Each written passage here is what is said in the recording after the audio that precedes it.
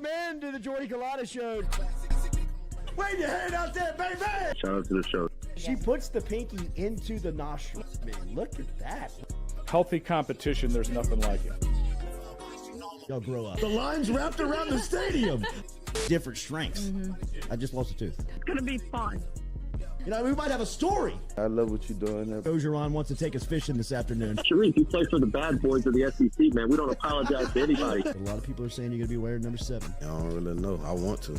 He look crazy, Bill. Good feet on the old man. Definitely come back.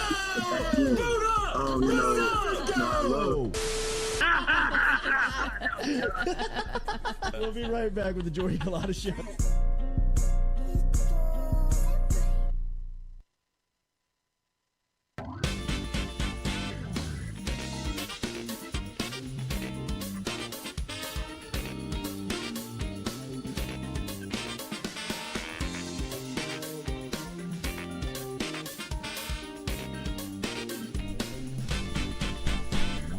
Welcome into a Thursday edition of the Jordy Culotta Show, driven and powered by Go Chevrolet, live here on this Thursday. Appreciate you starting your day here with us. Make sure you hit that like button, share button, comment button. We'll be with you up until 9 a.m. this morning. We're looking forward to catching up with former LSU grad Caroline Fenton, who is the co-host of Stillman and Company, featuring Caroline Fenton. That's on 102.5 The Game up in Nashville, but she spent some time at ESPN.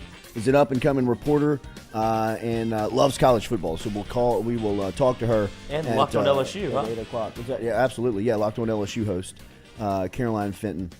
We'll stop here at 8 o'clock this morning. We will talk to Zach Ewing, just like we do every Thursday. He'll be back from The Advocate. We'll actually be calling him this morning. He's usually in studio with us, but he's on the move this morning, so we'll touch base with him over the phone. Get his picks for championship weekend, also some NFL picks to look out for. And we have a call into the General, Will Wade, who is going to stop by here at some point over the next 2 hours, as we had a huge announcement yesterday over here at Effemm Digital Media. If you have not seen it by now, it's all over the place, but we are proud to announce that Will Wade will start his podcast here with us on Monday, December 5th. It'll be coming up this Monday. I will. Whoa! Hey! I will host it. I will host the podcast. Noah Tingle will produce it, and Coach Wade will be he'll be videoed in each week, and we will talk all about college basketball. We will talk NBA basketball. We will talk prospect. We were just watching here in the studio. Eric Gaines was on SportsCenter's top 10 last night after a pretty wicked dunk for UAB. We could talk about certain players like that. We're talking about recruiting Eric Gaines. Some of the crew here inside the studio was curious on whether or not Gaines played high school football. Looking at him, this guy we can talk to, and Will Wade, who recruited him for a couple of years while he was there. So really looking forward to that podcast and what it's going to bring. And I know a lot of people are kind of curious on what it's going to be like with LSU. And I can tell you that we're not going to discuss his time at LSU. We're not going to talk any about the fallout of his time at LSU. And we're not even going to really break down LSU and Matt McMahon's team. We will stay very respectful of the LSU program and the relationships that both he and I have still over on that campus. So this is a great opportunity for Wade to show off just how bright of a mind he is around the game.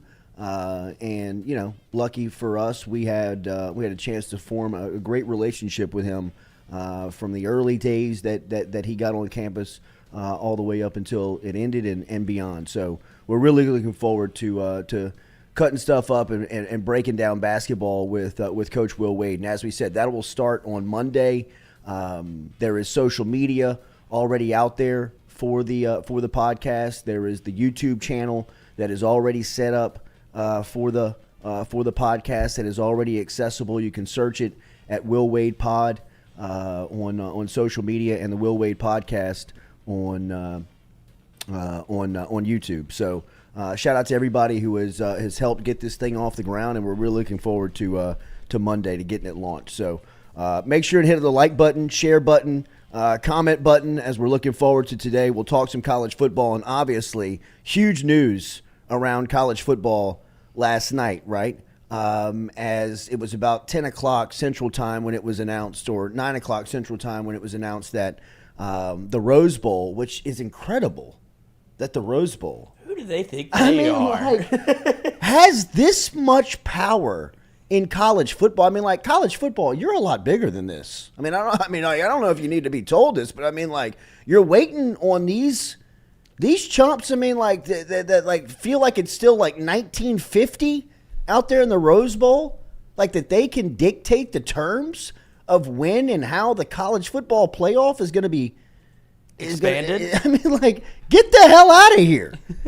But finally, last night, I mean, it was incredible. Like, when I really, like, dug in and was like, so all they're waiting on, and which, by the way, it still hadn't even been signed yet, and the Rose Bowl seems like such an arrogant, smug group that they may, like, squeeze this thing to the finish line. But as ESPN reported last night, Pete Thamel had it, and he said the last remaining obstacle to expanding the college football playoff to 12 teams in the 2024 and 2025 seasons has been cleared. A source told ESPN on Wednesday night that the Rose Bowl has agreed to terms that will pave the way for college football playoff to expand in the final 2 seasons of the current contract, which, as we said, is the 2024 and 2025 season. Any more steps towards an expanded playoff are a formality, as the formal announcement of the college football playoff expansion beginning in 2024 is expected to be imminent, according to Thamel. In early September, God bless you, buddy. Thank you, sir. In early September, the College Football Playoff Board of Managers voted to expand the playoff field to 12, starting in 2026, with nearly $450 million at stake in the final 2 years of the current contract. They had to wiggle out of it, and the Rose Bowl, finally agreed to this. As I mean, like, what they wanted to be a part of the playoff and still keep the Rose Bowl, like, at the current same time, and, like, play both. I mean, it was like, get over yourself, man. Like, it's over. Things are expanding. The world is growing. There's a lot more money around this stuff, and really, traditions are dead. Yeah, you know what I mean? Like, how much are people worried about tradition in reality when we're starting to talk about the amount of money that's at stake? You think USC and UCLA gave a damn about their Pac-12 traditions when the Big 12 came in, or excuse me, the Big 10 came in and said, here's $100 million a year. How do you feel about that? We will fly to Rhode Island. We will fly and play Purdue every year in volleyball if we have to for that $100 million. Forget our traditions. Traditions around college football are dying every single day. And the ones that seem the most sacred are in the crosshairs. And things like the Rose Bowl, you ain't big enough anymore, man. You had to get out of the way. You're getting run over by the monster in the machine of college football, because now, first and foremost, my reaction to the expansion of 12 is, hell yeah. Let's get to 16. Let's get to 24. Let's get to 32. Because this thing is LSU is going to be relevant every single year from a selfish point of view. If you wanted to look at it just from a local lens of why, as an LSU fan, you should support this, in my opinion, is because now this gives LSU a seat at the table every single season. And it'll start to figure out, now you're putting it in the hands of the players on the team. And a team like LSU this year, I think, is a great example. You know, I hate that they lost to Texas A&M because that's the last thing we saw and that's the last thing we feel about LSU. But, I mean, up until that point, LSU's brand and team felt like one of the hottest in the country right now. Or, you know, like a team like Kansas State right now that's playing really good. Hell, a team like Florida State. How much would you like to see LSU and Florida State play again? I mean, they both feel like they got a little juice around them. that they are two totally different teams of what they were of the last weekend in August. And now with a season behind them and confidence and momentum going into the postseason, go play that thing on somebody's campus in the first round of a playoff? I mean, who's really against this?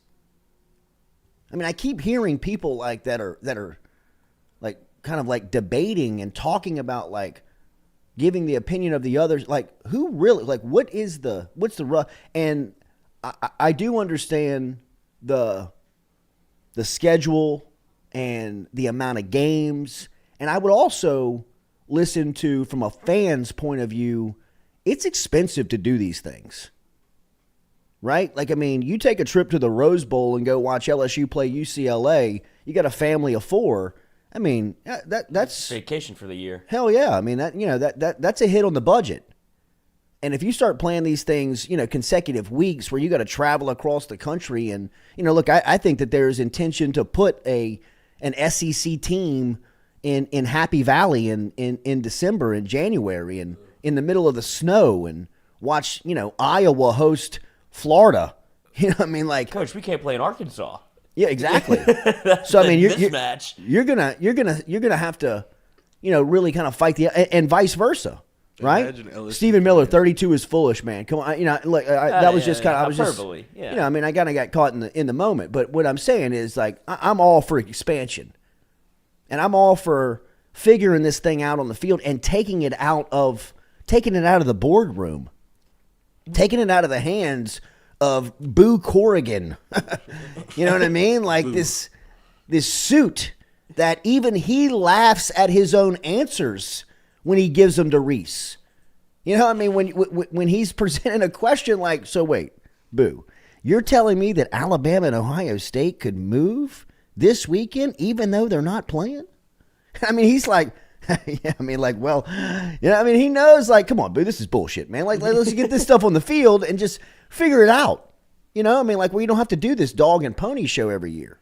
Because one thing that Boo does say that I agree with every single week is that college football will play itself out. It'll play out. Like, it'll play out, you know what I mean? Every single year, there's never really a real dramatic moment that comes out of this room. Because, I mean, really, it's just kind of a formality. I mean, the games have been played.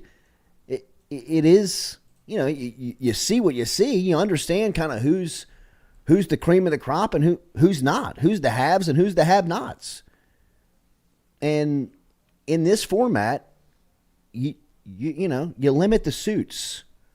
And if there's one thing that you know about us is that you can't stand the suits, man. gotta limit the suits. I mean, like, and the suit committee on the college football playoff committee is about as suited up as you get. Sometimes I mean, like Boo. Are they really sitting there watching all like those what? games, Like, though? get me in that Hell room, no. man. But Who do they let in? Heather Dinich. I think she's like been to every meeting. They kind of let her in the room. She's like she must the have had to expert. like take like a blood oath, like Heather. What are y'all You talking better not about? say Yeah, right. anything Like, in here. Whatever this is what happens- you're gonna write, but this is what really happens. And you're not going to talk about it. We got Boo for that. So, but don't you? And I guess there's a couple sides to the coin for this. Like when you talk about Boo Corrigan and the CFP and their made-for-TV show to see who the top 4 are. You know what's going to make you more money? 4 more games. Like, Yeah. just put more games on TV and people are going to watch that instead of Boo. But you mentioned Florida State. Like, you want to see LSU, Florida State line it up again. My only I guess gripe with this is they're going to play again in 6 months after that. Like, because the way that college football did the scheduling, you're scheduled out until 2044.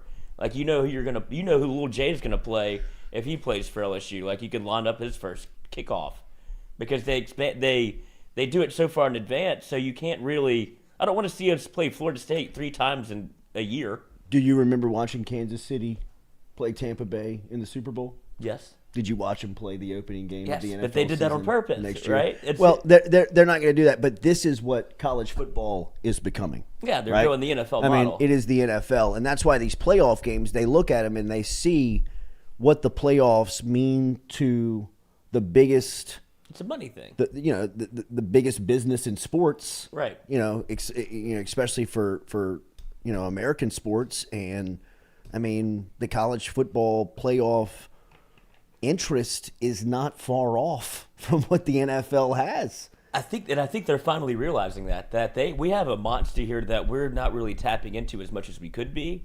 But there are some people, and I might be one of them, and I'll get over it. But the regular season, just the way I grew up watching college football, it meant so much. Yeah. And Stephen Miller kind of pointed out something good in the chat where he's like, what happens if Georgia, the way they finish the season, they're going to play, they're going to rest their starters at some point. You start getting into the NFL model where if I'm 10-0 and I have, 2 more games left against teams we're going to kick the shit out of, I'll rest my starters, and now the games aren't, you're not tuning into the same thing that you were. It's not the same product. But I'll get over that once we get to the playoff, because if you give me a home playoff game in Death Valley, sign me up for that war. Yeah, no doubt. I mean, look, it's going to be great for the game, as far as the games go. I mean, you will be getting just really good football games late in the year, and that's what the NFL model is hoping to produce each season, is by the time the schedule gets to, late December, early January, you got teams playing at their best going into the postseason. That way the postseason is just a whole different animal when it comes to on the field and in the advertising room, in the boardroom pitching the ad sales. I mean, that's what this ultimately is about. And, I think we're all learning and seeing how the sausage is made in even collegiate sports.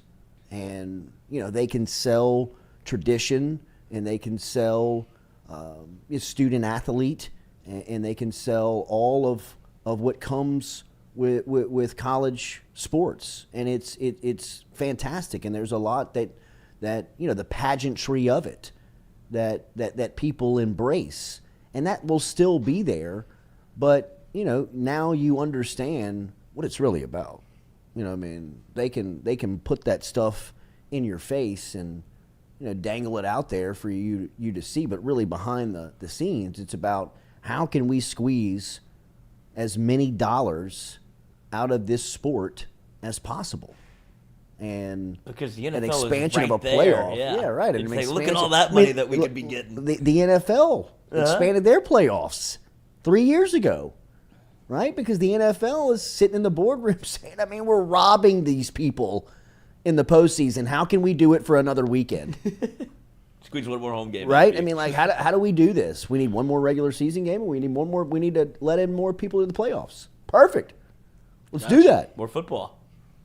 I mean, it's almost time, right, for college football to evolve. Like the days of, we can't do this because the kids have class, or putting their bodies on the line. They're already doing that anyway. But they don't care about academics anymore. That can't be an excuse in the age of NIL. It's funny to see how all of these things that have the gradual evolution was eventually leading to this, even though they may not have done it on purpose. From the transfer portal to NIL to now an expanded playoff, it's all of these dominoes fell in place, and I don't know if the people in the room were smart enough to have done it on purpose. But once they started to see the dominoes fall, they're like, oh, let's put all of this together. I mean, like you said, the model's right there. I'm looking at the NFL right in front of me, and they're making $1 billion a week. Yeah. No, and look, I wouldn't be surprised if this thing is moved to 16 within the next 4 years.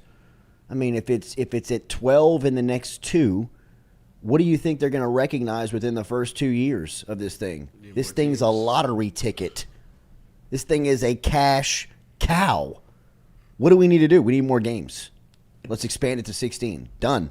It will take away home regular season games in terms of the venue, in terms of people going into the game, because they're not going to matter as much, right? People are going to wait for late in the year games, or if you're going to host a playoff game.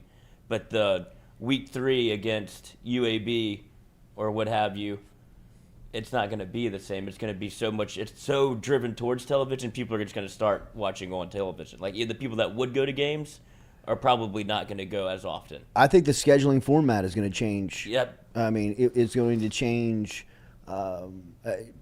polarizingly. I mean, like, it is going to be completely different than we recognize it now. I would probably see, like you were talking, future schedules and the way that they're made in college football, and they're made, so many years in advance. I'd imagine over the next couple of seasons, you probably see a league-wide, SEC type of just blow the whole model up from this year moving forward, and this is the format that's going to exist that we operate under, talking about the Southeastern Conference, to get to the best scheduling format, however that is. And I think one thing that Greg Sankey did recognize during the COVID season of 2020 is that the SEC network ratings were higher than they've ever been when league games were playing one another. That season of COVID, you had 10 conference games, which proved to the league office that it can be done, one, and that when it is, the viewership is higher than it's ever been. Now, people weren't going to the games. People were watching at TV. There was different habits that people were operating under. But the one part of the equation that will travel that I believe they learned is that people want good football. People want to see SEC versus SEC as much as possible. And if you give them that, they'll gobble it up. And that's how I believe was probably one of the first igniters of this conversation of, hey, we've got to get to a playoff model, and we got to get to an expanded playoff model, because the amount of money that we could bring in through ad sales and through our product is NFL type numbers. And, the NFL is the golden goose that everybody chases. What happens to the group of 5 teams?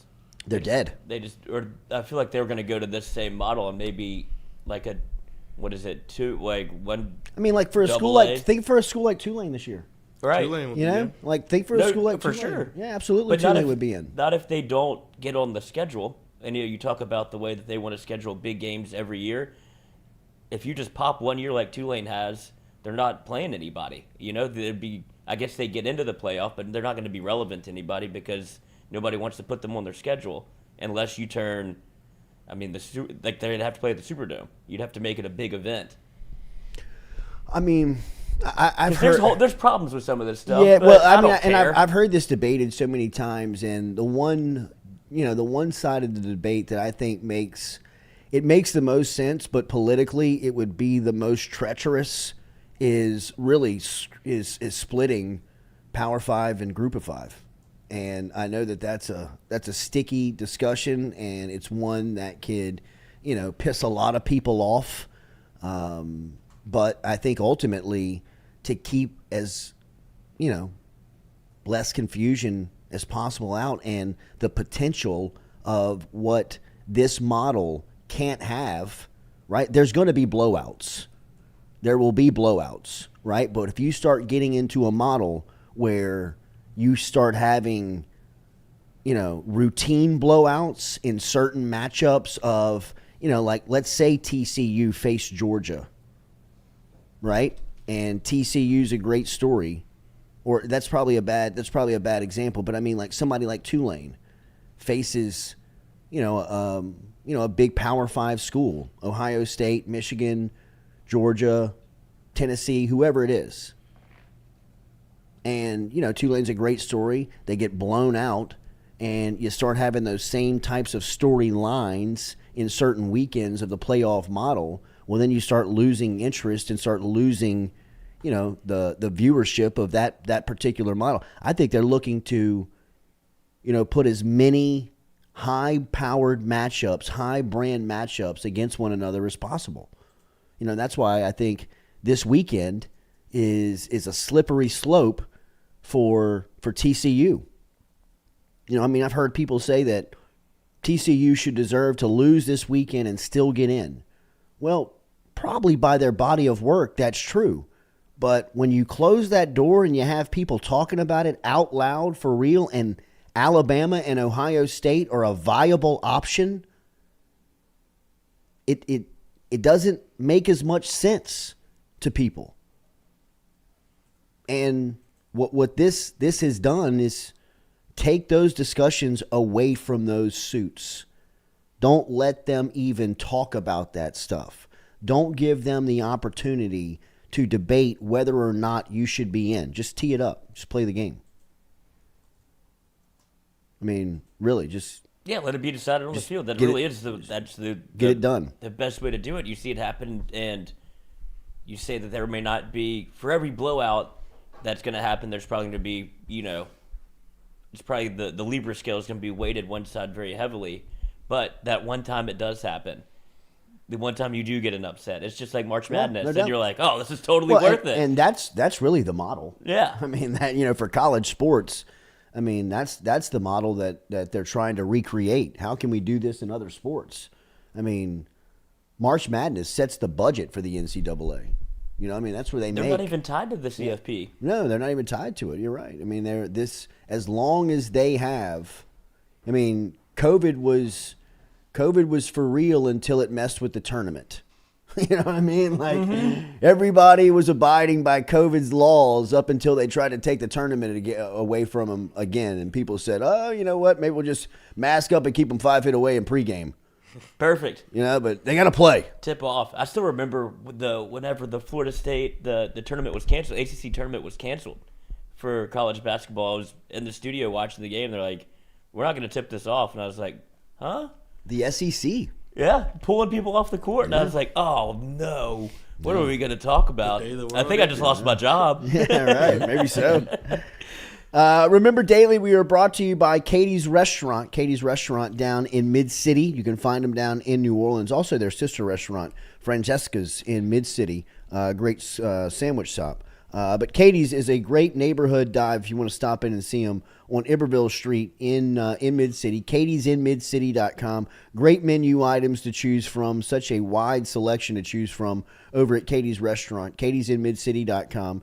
Katie's Restaurant and Bar. Make sure and try the pizza, the Bradbird, if you're a meat lover. Thin crust pizza down there on Iberville Street. 3701 Iberville Street and online, katie'sinmidcity.com. You want to get a taste of New Orleans, a flair for New Orleans. Go meet the people of New Orleans and see how New Orleans feels and operates. Katie's in Mid-City is a great spot to figure all of that out. Go check them out. katie'sinmidcity.com. katie'sinmidcity.com. So, playoff expansion last night. It was also the 1-year anniversary to the day of LSU announcing that they had hired Brian Kelly. And Kelly tweeted out, I thought, a pretty cool picture. I don't know if you can bring this up, Stewie, but It's on his Instagram too. Is it? Yeah, he did a collection of pictures where he's like, "I don't think I've ever had this much fun coaching football," and Yeah. I was like, "Damn, maybe this is what he needed." Because I definitely think that. I remember when we did the show after he was announced, and I was like, "Oh, I don't want Brian Kelly here. I mean, the dude's an asshole." And I was like, I just don't see him working here. Not because like a culture fit, I guess would be what it was. It's not like the Ed Orgeron thing. I was just like, I just don't see him like being able to be the way he was with the people here because we bow back. It's not like Notre Dame, but it just seemed like after that post and what he said, he was just like, I'm unhappy at Notre Dame. Like, that's why I was kind of being ornery. It's like I couldn't get anything done that I wanted to get done. And now whenever he's able to operate the way that he wants, like, you can see how much happier he is. Yeah, without question. Like I said earlier this week, I mean, the perception for at least me, speaking from my point of view, is what? The internet. Still up on over here. Really? Mine's is buffering. It says the chat's disconnected. I'm good. Yeah, I'm good over here. Yeah, we good. I'm gonna go check. Y'all can keep it moving if you want. You good? Yeah, I'm good. It's not. No, we're good. I think this is what Brian Kelly needed, though. Yeah, I definitely do. Now we're good. I saw a tweet yesterday that said Notre Dame players have to live in a dorm with a random roommate for 3 years. Say what? At least 3 years. Like, I mean, Like, that's just simple stuff that you Yeah, gotta do. right. Like, no, we can't do that. I'm not doing Yeah, I that. mean, I'm putting my quarterback and receiver together. Like, You know what I mean? Like, or I'm going to let them choose who they want to live with. You know what I mean? Like, damn.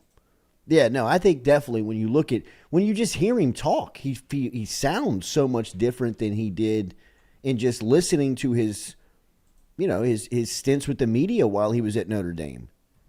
I mean, I think it's definitely a breath of fresh air. But yesterday was the 1 year anniversary of hiring Kelly, which that year flew by. I mean, like, God, dog, man. I mean, That's like I said, I remember the day that he got announced, and then for us to be here now, it feels like it was a week ago. Oh, no. And that's the one thing about college football that also stinks, and that's why we need more games. This goes by far too fast. Yeah. We spend all year talking about this, and then in the blink of an eye, it's over. And it's just like, damn, I feel like I didn't even get to enjoy all of the games, even though I went to every one of them and had a blast, but it just goes by so fast. And then I guess we'll turn to Matt McMahon for my happiness. In the first picture that LSU football had posted, in the team meeting room, it was like 30. They had like 36 guys on the team, and the meeting room wasn't even full. And then you look at the team meeting room now, and it's a whole roster. Everybody on scholarship and things like that. So it's like crazy to see the progression that Brian Kelly has made and how successful they've been this season. No, it really is, man. I mean, you talk about the transformation of the program in 365 days to have that picture of him first addressing the team. When you look out from kind of his point of view, the picture's kind of taken behind his back, looking into the room, in comparison to yesterday, addressing the team in the same type of, style and same type of delivery in what they have accomplished in 1 year it's really crazy to think about. I mean, when you look into that room a year ago, it's obvious that is a very, mismatched team. It's a team that is hanging on for dear life. I mean, they're barely enough people in that room to field a safe and competitive football squad. I mean, really. I mean, it doesn't matter if you've got B.J. Ojulari and, who were the top end guys that played in that game? B.J. Ojulari and who? Did Mason Smith John Trey play? Kirkland, Mason Smith. Mason Smith, I guess. I thought Mason Smith was hurt at the end of last year. Like, he had like an ankle. I think I don't think he I don't played think either. Mason Smith played. But I was just trying to think of guys that were on last year's team that are on this year's team. Jaqueline was on there, Jay Ward. Yeah. Jay. I mean, John Trey Kirkland. I mean, you had players, but I mean, it Chris don't Hilton. matter. You got to have, you got to have at least 65 guys, 70 guys. I mean, look at that room. I mean, like, that's the first meeting of high him. school. That's a low end high school. That's a 3A, 2A high school. I mean, What do you think? This- compared to talking. that's the SEC Western Division champs. Let's go. I mean, like, that is, and again, I don't want to single out the loud minority that was speaking and we were talking about earlier this week, but people that are really like concerned about Kelly losing to Texas A&M last Saturday night, compared to what has been accomplished and where the program sits now under his direction. I mean, LSU, that's why an expansion to a 12-team playoff, if you are an LSU fan, you should be ecstatic. There's no way I would believe that Kelly, if he lives out his contract, let's say he stays for a decade, and in a field of 12, right, he would have gotten in on the first year. He'd get in this year, right, a field of 12. Let's see what happens next year. He should have a better team than he had this year. But 2 years from now, this college football playoff expansion will take place. The field will be set for 12. I mean, if Kelly lives out his contract and stays 7 years playing in a college football playoff world that invites 12 teams to the postseason, I would bet that he would make it 5, 6, and I would be surprised if he didn't make it. I mean, a 12-team playoff to me sounds like LSU should be there every year with a chance to win a championship. And I mean, that's where the program sits. That's where it is. And I'd imagine after this year, that's what the expectation's going to be. Wait, LSU wouldn't be in it, right? This year, looking at Ross Dillinger's model. Damn. At 14. Yeah. But this week gonna be Yeah, but I'm there's talking gonna about be some shakeup this I mean, week. like Yeah. you got to go through this weekend. Yeah, you get a chance to bowl. You lose to Georgia, that didn't really help you at all. But that just shows what it still will take to be able to get into the playoffs. Like, you can't really lose to the A&M game. You can't lose to Florida State because I mean, sure, Yeah, you're there's in the still SEC West, but that's what I'm saying. It makes it more competitive than I was thinking. It's still an emphasis on the regular season. I Yeah. mean, there's still Got to win. you still. I Gotta mean, win. think about watching your favorite college basketball team play when they start to slip in the regular season. What's the first thing you talk about? Seeding. Is this going to affect their seeding? I mean, that's what these discussions are going to look and sound like. LSU would have had a projected seed of on a 12-team playoff. That's, I don't know how to do all this seeding stuff, but I'd imagine that they would be they would be within the top 6. I would think that they would be in the top 6. Tulane got in for LSU. That would be crazy. I talk about a state divided. Tulane's at 12 right now. But I guess there would be some shakeup even if LSU lost to Georgia. These other teams have to play and lose too, so they might backdoor their way in. And there's a committee choosing these as well, right? Like, I mean, this does not wash away the committee. Right. This is not, Makes them more important. absolutely, well, in their own eyes. Yeah. They're going to really want to tune in for that 10-12 matchup. We're trying to see who can get in. So it'll be interesting to see how this thing plays out. We'll talk to Caroline Fenton coming up here at 8 a.m. this morning. Looking forward to talking to her. She's an LSU grad. She works up in Nashville. Spent some time at ESPN. She was in Texas A&M. She was in College Station watching the LSU game last week. So we'll talk to her a little bit about that. But get more of her opinion of the 12-team expansion, college football here in year one. Hugh Freeze getting back into the SEC. College football recruiting, early signing period taking place in 2 weeks. The transfer portal is going to kick open and really get shaken next week. I mean, it's a really happening time for college football. This is really when you're building your roster for the future. I mean, this is a very, very crucial time for Brian Kelly and Frank Wilson and the staff over at LSU to make sure that they not only they have their team ready to play. It's crazy how they're supposed to balance these schedules. I mean, how does this make sense to anybody? I mean, I know that there are timelines and that there are dates that the student athlete in high school has to be ready and prepared for. But isn't there a better way to do this than in the middle of the college football schedule like this? I mean, I know that coaches make a lot of money. And I know that they experience really cool perks and that they have, really cool stuff that comes along with their job. But I mean, they're not superhuman. I mean, they can only do so much. How are you supposed to really focus on getting a team prepared to play? And recruiting is a monster. Like, recruiting has to be, to me, almost an isolated time. Now, I know that there's going to have to be some crossover because of the seasons, but, I mean, the emphasis on an early signing period in December and then backing that right back up to February, I mean, there has to be shifts in the schedule, right? Like where you can, do it in August would be an early signing period. Like, get that out of the way before the season starts for everybody.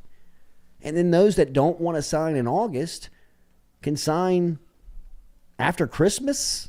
I mean, before Christmas, maybe in, light bowl prep.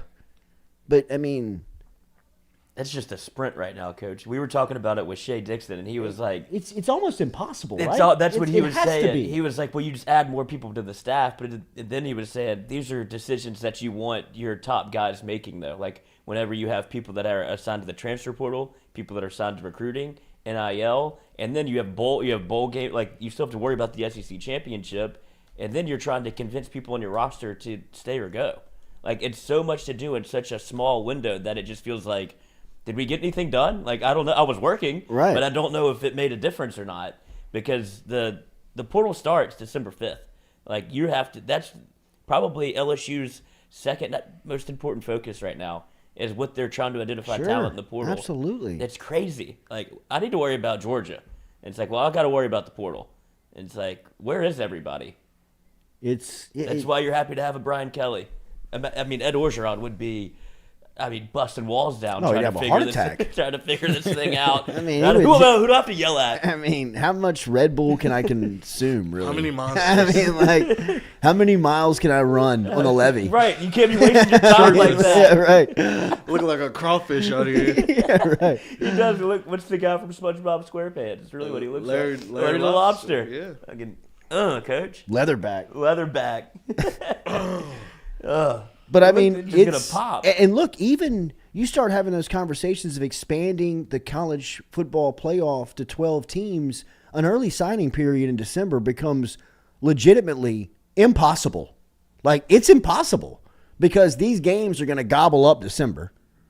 Right? I'm anxious to see what the schedule is going to look like. I wonder if they take a visit for a playoff game. Yeah, whole playoff game. Yeah. Like that's what it's looking like. Can you imagine Tiger Stadium on a Saturday night in mid-December hosting Michigan? Oh my god!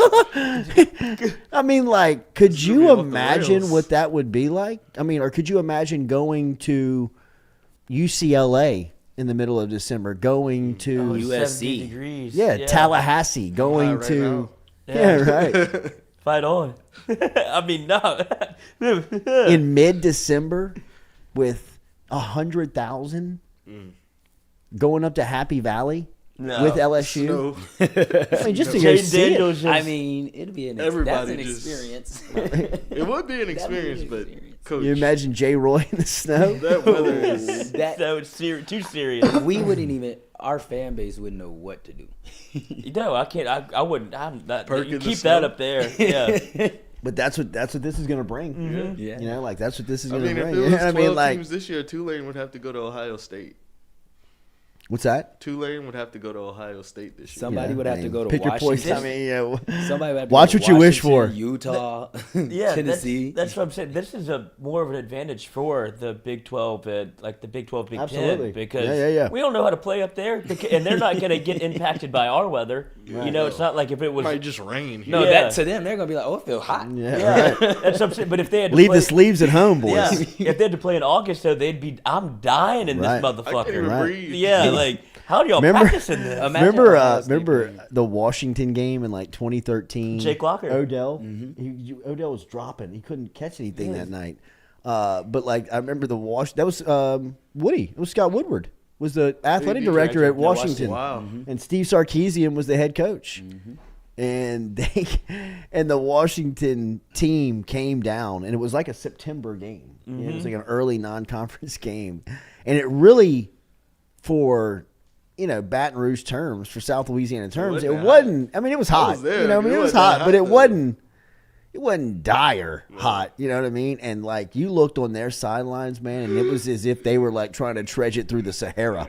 You know what I mean? Like they were like pulling a camel. You know what I mean? Like They got the airbrush on the sideline. I mean, like dropping like the sponges over their head. I mean, it was they were dying. That was the night that Tyrann Mathieu and his girlfriend We're at the game. were at the game. He was like the first time back in Tiger Stadium. And that was a 6 In p.m. street kick. clothes. Come on in for 11 or Oh my 2:30. God. Like y'all, that might be malpractice. Yeah, we would be nice by giving y'all. See, 16. That same year they played Florida in this, like, in Florida had on the all orange uniforms, and Jarvis and Odell and Zach Member, and it was a 2:00 game, and it was one of the hottest.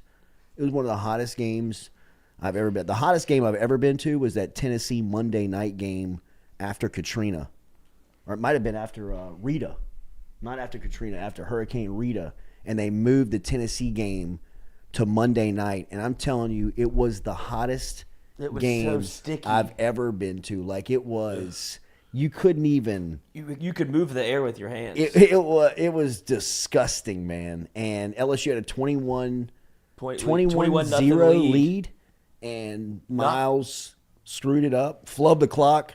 And they knocked the starting quarterback out. Yeah. And Clausen came in the split jersey. Not Casey Clausen. No. Rick Clausen. Rick Clausen. Who was at LSU. Who, like, used to be, like, the scout team quarterback at LSU. And, like, people were like, I mean, Clausen's got no shot to play here. People left at half. Yeah. I mean, people were leaving, like, thinking that they were going to win. Miles screwed up the clock going into halftime. Jamarcus Russell scrambled and stayed in bounds. And they could have, like, called timeout or managed the clock some type of way, gotten points. Not that it would have mattered. I mean, the second half was one of the most brutal losses. It was like Arian Foster in them was at Tennessee. That's the last time I ever. Was Eric Berry there? Eric Berry? I don't know if Barry was there. But it was 2005. LSU was loaded. They were great that year. It was like Joseph Adai, Dwayne Bowe, Craig Davis, LaRon Landry, Jesse Daniels. Don't come across the middle. I mean, and you could get popped for it too. young Glenn Dorsey, like playing behind Claude Roten and Kyle Williams.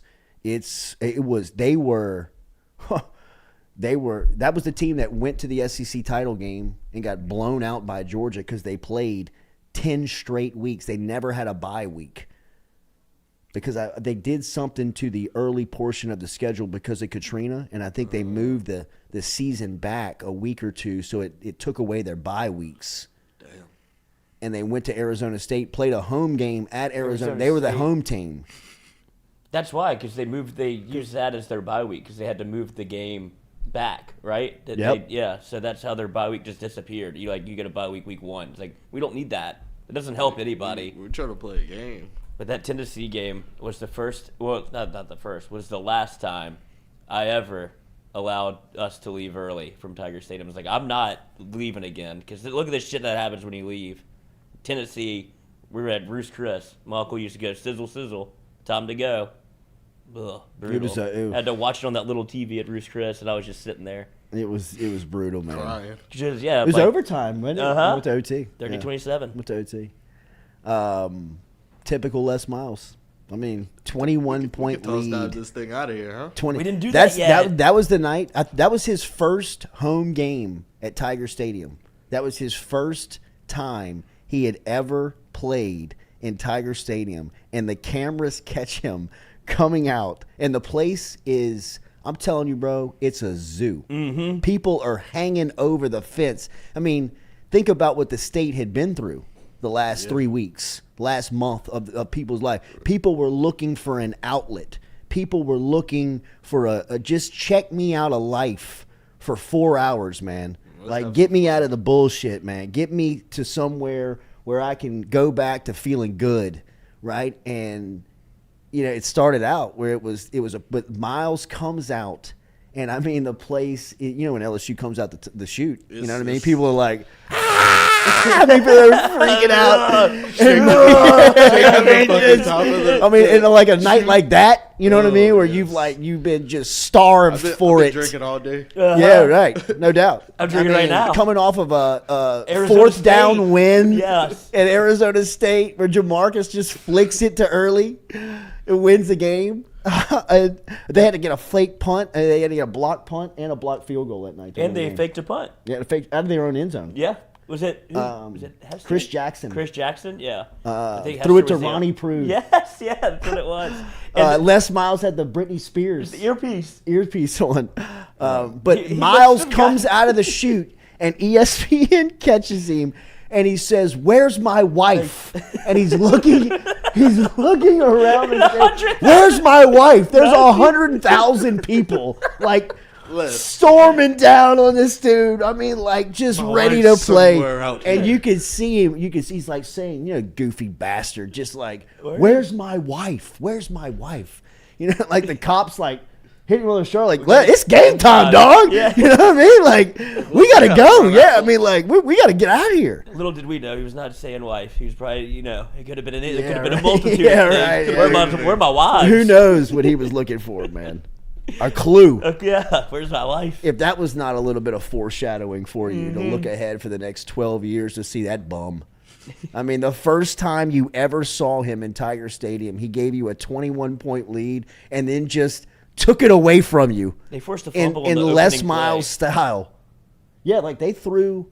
I remember him throwing the quarterback for who was Eric Eric Ainge. Ainge. They Was the threw him starting. into the They threw him goalpost. into the goalpost. They like That's picked how he- him up and like threw his body like crunched into the goalpost.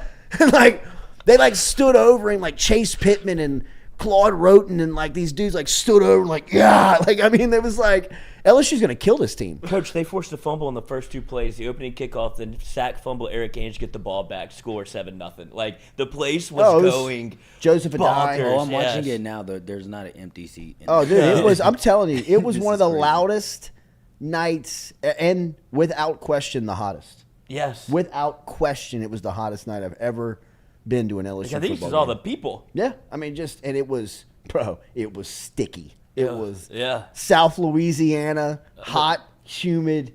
I mean, it was. It was Breathing other people's 130 breath. degrees. You that can day, see the dude. sweat on the announcers' faces in the Oh, press dude, it box. was. You couldn't help it. Like there was no towel, there was no water. It didn't Nothing matter. can save you. Look at that No. place, dude. Dude, Look at Stewie, that watch place. these first 3 plays. Look at that place. They got people standing on the Look at that ramp. place. Yeah, What? I mean, this is crazy. illegal. Called a fire marshal. Yeah, but Mike the Tiger might have gone over that day. Remember RMB Builders, Rhett Bourgeois and his crew. RMB Builders. They're on Instagram. And look at them flying around. Dude, they were playing with so much juice. Watch the next that Were play. they team still was bringing so the Tiger on the good. field at this point? God, that's In yes, 2005, absolutely. absolutely. Look at him come off the edge. Look at this defense. Give me that ball. Ball. Is that Dorsey? I think it was Claude Roten and Lionel Who's Turner. 56? Kenny Hollis, Kenny Hollis. And he had a JUCO pick. linebacker, bro, would knock your head off. And then watch, look, a die. First play. Give me that head. Oh my God. End zone. The place goes erupts. They got beat that night. They lose. They got beat that night. But you can't take that away from me. I mean, Dude, it's it not was. an empty seat. It was. And It was. dude, imagine that place those 3 plays in a row. Like you didn't sit down. Unbelievable.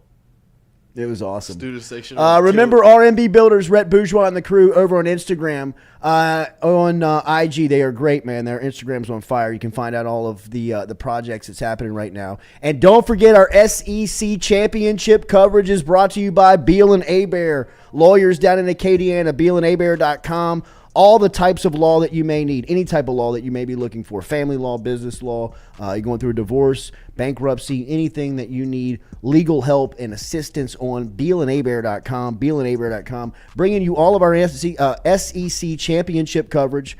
We've got Taylor O'Brien and his crew down there. They're going to be on the sidelines getting some social media, getting a lot of cool stuff from the week. They've done just a really great job for us all season long covering LSU and bringing some of the sights that they get on the sideline to life, including that was Taylor who really kind of made the pylon cam grab really famous. I mean, he was the guy that picked that up and that was his video. I mean, that everybody was. I was know what you were talking about. that everybody Dude, was- that's Yeah, a that, good that one. kid running with the redheaded pylon kid. I Yeah, thought I I'd get him mean- on the show. I mean, that was Taylor who picked that up.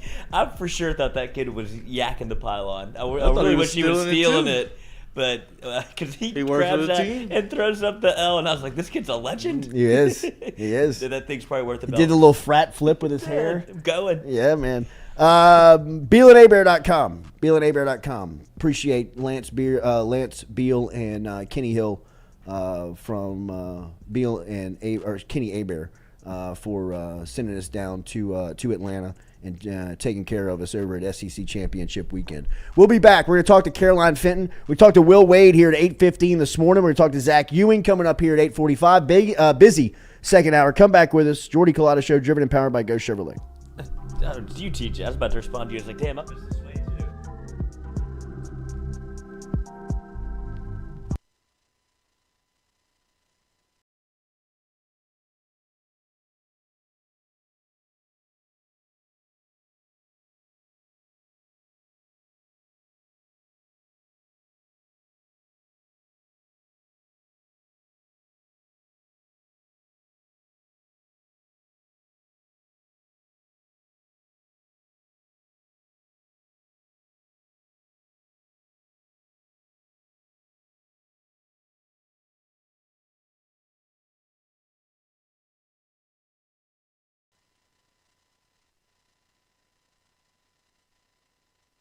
play it during the football game. Boosie, I want Webby, Right. I want NBA YoungBoy.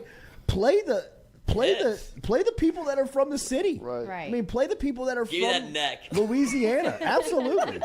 I mean, I think that's the best part about the Dome, really, is that they embrace New Orleans. And look what happens. I mean, you got Mark Ingram and Alvin Kamara dancing on the Right. sidelines with one another, and you show it to the stand, you show it to the in-game crowd, and people lose their mind. I mean, they want to blow the roof off the Dome when they play that stuff. Yeah, they do. And they're playing well. You know what I mean? Like, it makes so much sense to play that entire stadium. I mean, play the Louisiana artists in Tiger Stadium. Made it fun. I don't know. I think just the fact that we knew we were going to get them. Like, that is fun. Yeah. I've always been able to recruit players. I've always been able to get players. You talked about SMU. We signed the highest rated recruiting class in program history last year. Wow. In the only year that I was there. At Vanderbilt, we signed 4 top 100 kids, and we finished last in the SEC, for 2 years leading up to that. So recruiting players, that's never been an issue.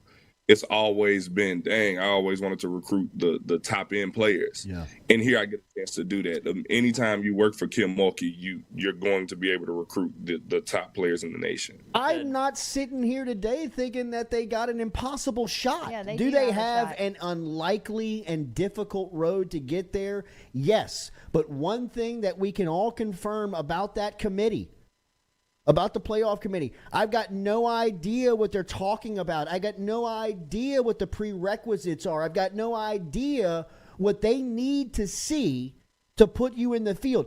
I can guarantee all of them love Bama. Yeah. They all freak out over Alabama because they correlate Alabama to television ratings. Mm-hmm. They think in that room that if it comes close and it gets close, we might as well just put them in because everybody's going to watch. It is going to be close. And that's the difficulty here of running this thing with human beings making the decisions, because at the end of it, it's all going to come back to the money, the advertising dollar, and how they can get the most of it. And they know a field that features Alabama is a more popular field than any other one that does not include them that exists. Right? Like, you can make the 4th team Ohio State. You can make the 4th team Tennessee. You can make the 4th team whoever the hell you want to make it. If it's not Bama, the suits don't feel like the college football mass crowd, the most college football crowd will show up. And that's ultimately what they care about. All SEC.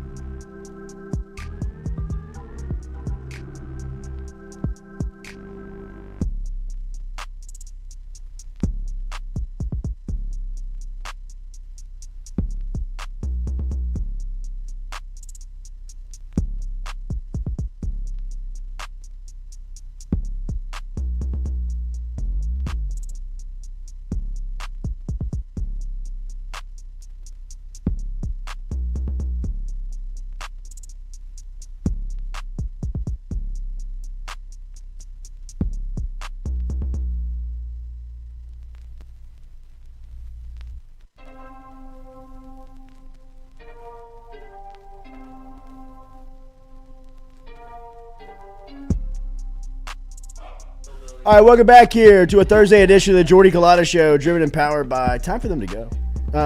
Driven and powered by Kill them all. Go Chevrolet. Kill all the old people off. Really? My God. What A business owner. Yeah. You know what I mean? Like, Go I'm not for the worried about suites them. if you wanna Yeah, be I mean, here. like, This is my It's time. time for I the need old that people seat to back, go. man. Don't come to 301. I need a 23 to 38-year-old in this seat. Yes. Yeah, I mean, like, So we don't that's get what I'm these looking seats. for. Yeah, I'm right. standing up. Right. We don't want to see right. you with your Diet Coke Yeah. over I'm here. with you. I mean, Get rid of Are you them. going to keep cheering the whole time? Like, yeah, motherfucker.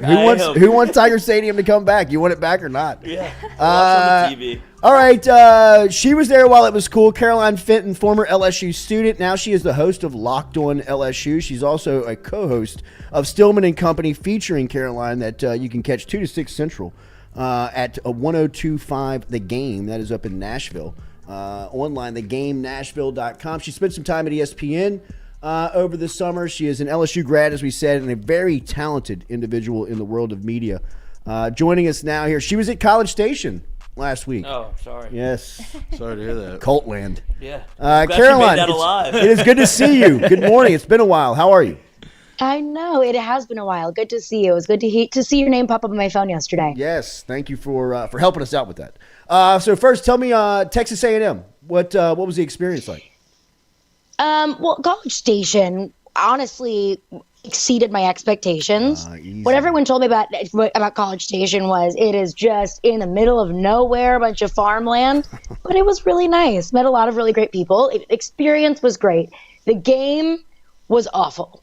Since I watched it with a bunch of A&M fans. And when A&M went up early, I thought, y'all have not watched enough LSU football because you're excited. And I've seen this story before all season long.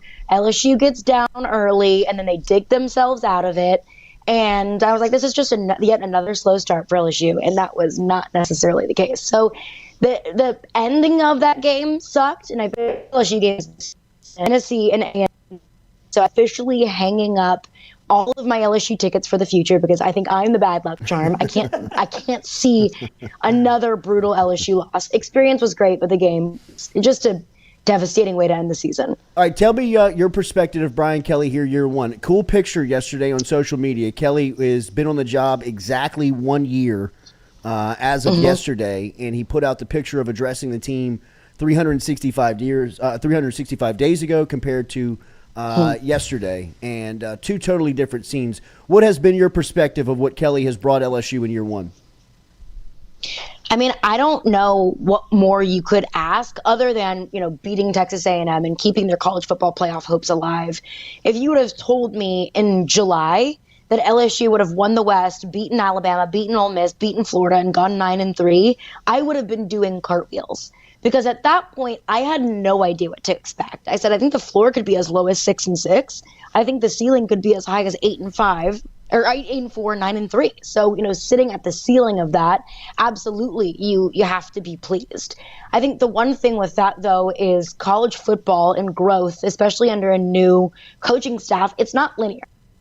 So winning games this year doesn't necessarily mean that you're going to win the West and win 10 games or 11 games the next year.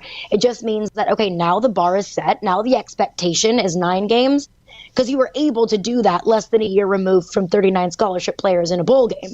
So what more can you do when Harold Perkins year, when they have even more growth underneath them? What more can you do when you have one of the top recruiting classes coming in 2023?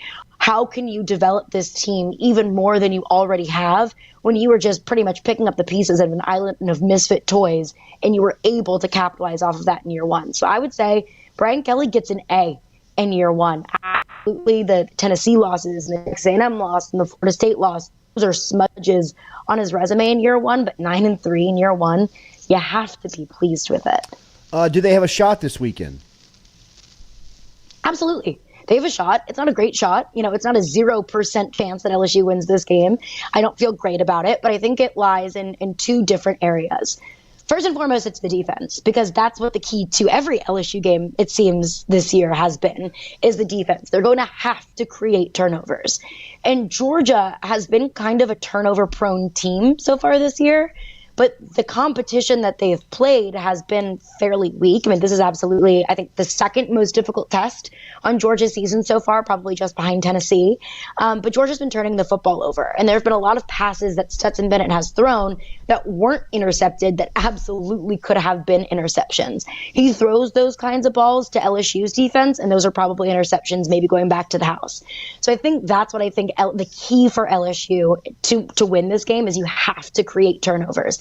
That's been the key for this LSU defense all season long. I mean, they get the scoop and score against Auburn. They go on a 21-0 run against Auburn. Mississippi State fumbles the kickoff. LSU recovers it. Mississippi State doesn't score a single point after that.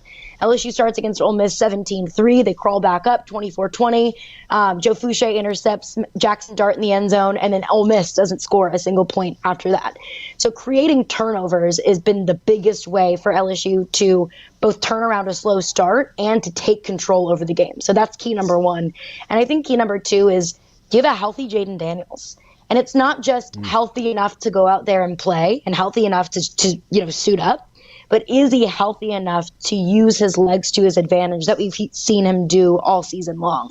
Because if Jaden Daniels is kind of a statue in the pocket, LSU's offense is going to be one-dimensional. It's going to be a really long day for this LSU team. So a healthy Jaden Daniels, healthy enough to be able to use his legs as an advantage and to create turnovers, that's the key to success. Before we get your reaction to a 12-team playoff expansion, what was your thoughts of Hugh Freeze coming back to the SEC, and what type of impact can he make at Auburn?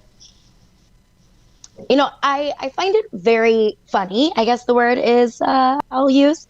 Maybe hypocritical is a word that I'll use. Probably better. When Auburn's, hypocritical sounds about right. Right. When Auburn's boosters cooked up this whole story about Brian Harson's personal life last year, about him sleeping with his assistant, to get him out the door and to be able to fire him with cause. And then now here we are a year later, and Auburn hires another, notoriously NCAA violation, personal life, somebody that actually riddled with controversy coach. I find that very hypocritical, but it's college football. All is fair in love and war. Hugh Freeze is a good coach. Hugh Freeze is not a great coach. Hugh Freeze has not been able to develop quarterbacks to become these Heisman Trophy winners, goes on to the NFL to compete for Super Bowls type of quarterbacks. Hugh Freeze has a really fun offense, but Hugh Freeze hasn't been able to turn that offense into competing for national championships year in and year out. I think that Hugh Freeze has a good resume, but the thing that stood out to Auburn boosters and to John Cohen, Auburn's AD, is, well, he beat Nick Saban twice, so he's the number one bugaboo for Auburn and for every single team in the SEC West. Can you beat Nick Saban? So I think it was kind of a consolation prize, honestly. I think Auburn wanted Lane Kiffin. I think Auburn wanted Matt Rule. None of those came to fruition. So sure, here you go, Hugh Freeze. Here's a $6.5 million contract, and hopefully you can win some games for us. So honestly, I think this is best case scenario for LSU and for everyone else in the SEC West. I think Hugh Freeze will probably win 8 or 9 games at Auburn, but that's exactly what got Gus Malzahn fired at Auburn. So it's not thrilling to me. I'm not terrified of it. I just think it's such a funny, hypocritical story from Auburn. That is that should be the moniker of the Southeastern Conference. Hugh Freeze just getting the job back at Auburn is. It just means more. It just means more, man. It just means more. It just means more. Expanding to 12 teams, does that make sense to you, or do you think they stop there, or you see more expansion on the horizon?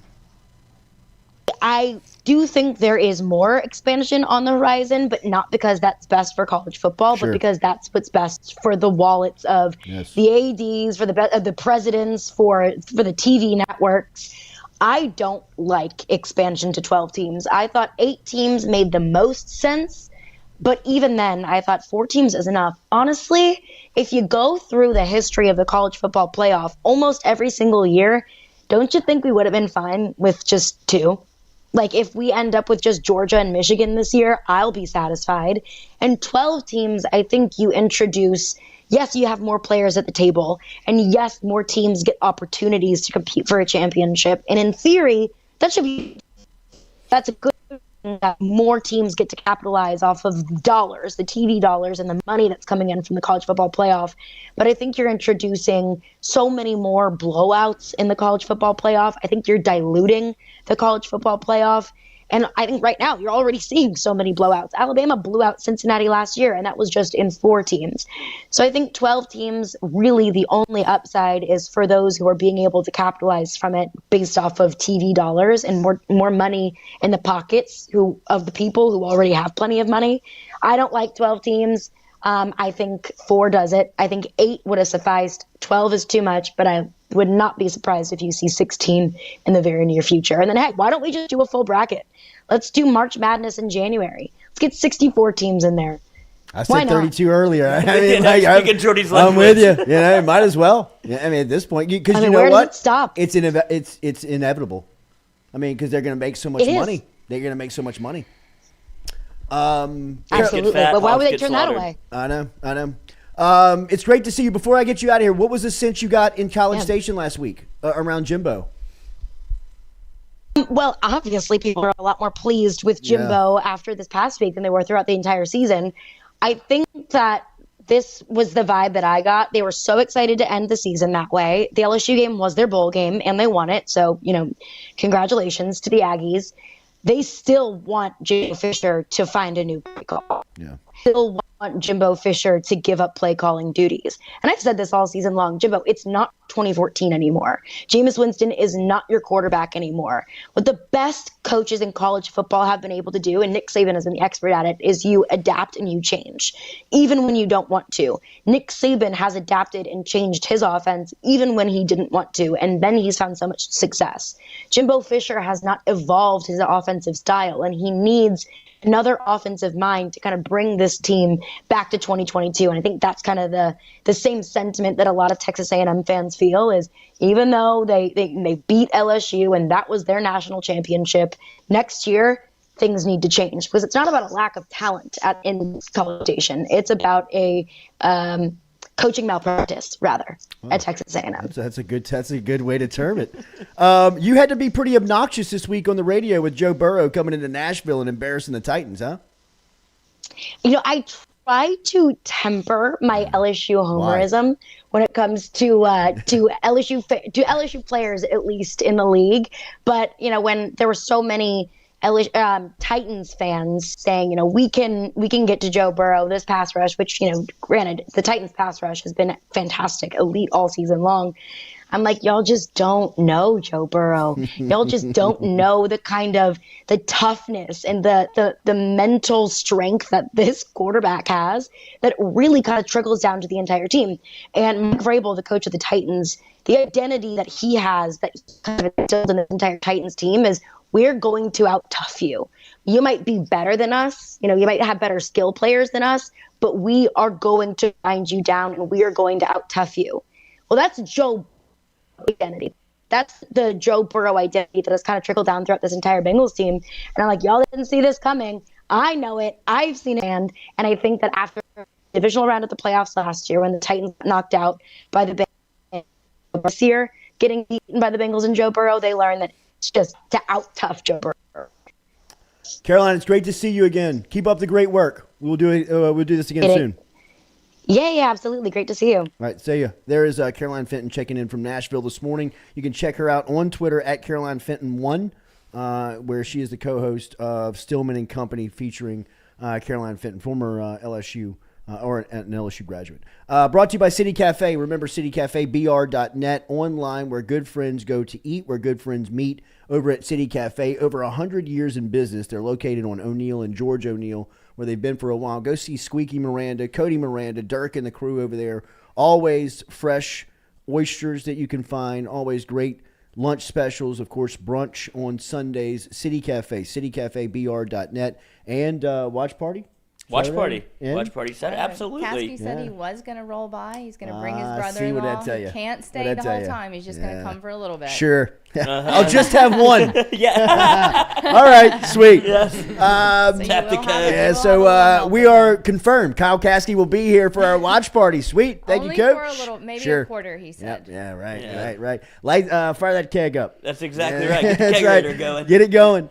I've had people say they're going to stay at a party for just a little bit. Yeah, that's and right. it's 2 a.m. now, indeed. Coach. Except for Jordy, he really doesn't. Yeah, really no, stay he's for a little bit. impossibly trying to hold He's a like, snake. yeah, I'll come, and then Yeah. he rolls in. Unless does you got a another lap one of and those rolls out. things. Yeah. Trying to hold Mercury. All right, we had a huge announcement yesterday. Will Wade is joining the team over here at FM Digital. We will have the Will Wade podcast that is going to launch on Monday. We will talk to the general next here on the Jordy Culotta Show, driven and powered by Go Chevrolet.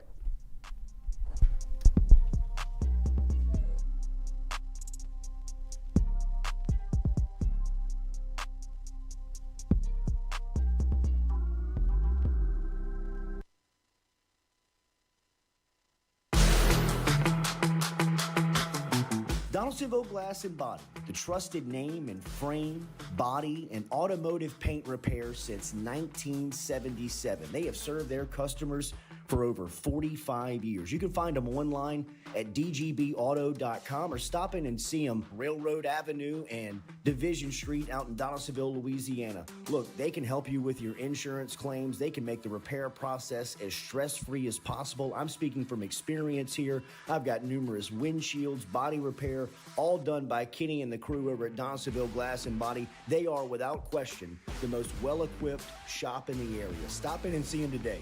Shop them online, dgbauto.com, or stop in and see the crew over in Division Street in Donaldsonville, Louisiana. Donaldsonville Glass and Body.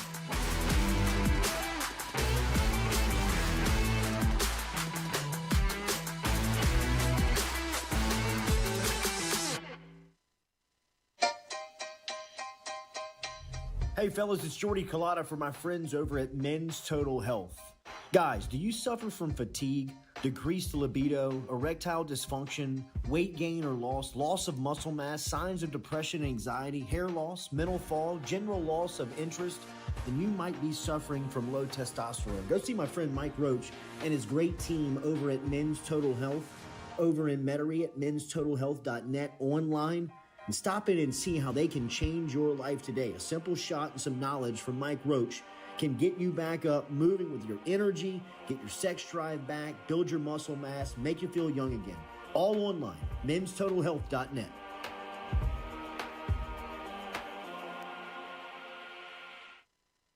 Red Stick Sports, a local staple in Baton Rouge to all sports fans, was founded back in 1981 and has remained a family business for over 40 years. Today, they still have the great selection on the floor, but they're also a leader in custom apparel for businesses, sports teams, and other groups. Take it from us, everybody over here at FM Digital Media. They help us out with all of our apparel. Let them help you out today. Go ask for Cody over at Red Stick Sports. Check him out online at redsticksports.biz.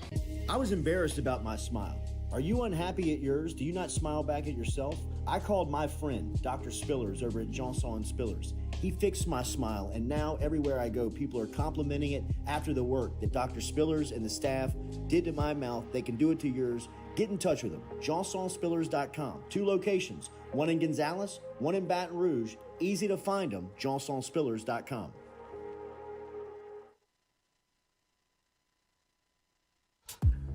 We love the crew over at Fresh Chef Kitchen. Chef Shane and his crew dropping off the meals every Monday here to FM Digital Media, whether it's breakfast, lunch, dinner.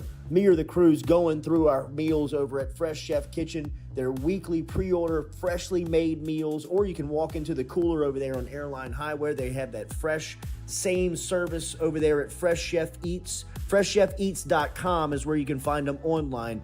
Fresh Chef Kitchen. Tell them you heard it right here on the Jordy Culotta Show.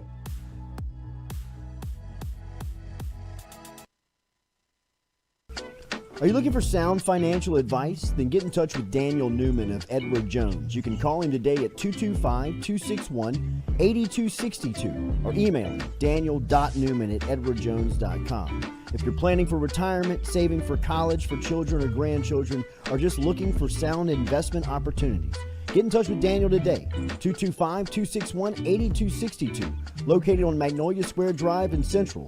Daniel Newman of Edward Jones.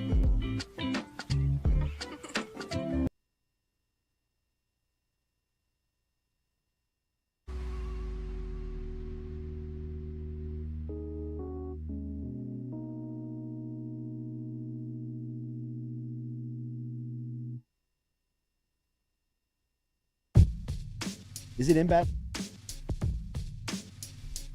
All right, welcome back here to the Jordy Culotta Show, driven and powered by Go Chevrolet. Appreciate Caroline Fenton for stopping in. Looking forward to our next guest. We're going to talk to Zach Ewing from The Advocate coming up here before we get out of here at 9 a.m. this morning. Huge announcement for our company yesterday. Appreciate everybody for supporting. We've gotten the great feedback on social media. Our news partners over at WAFB put it out, and they said they got fantastic feedback from it.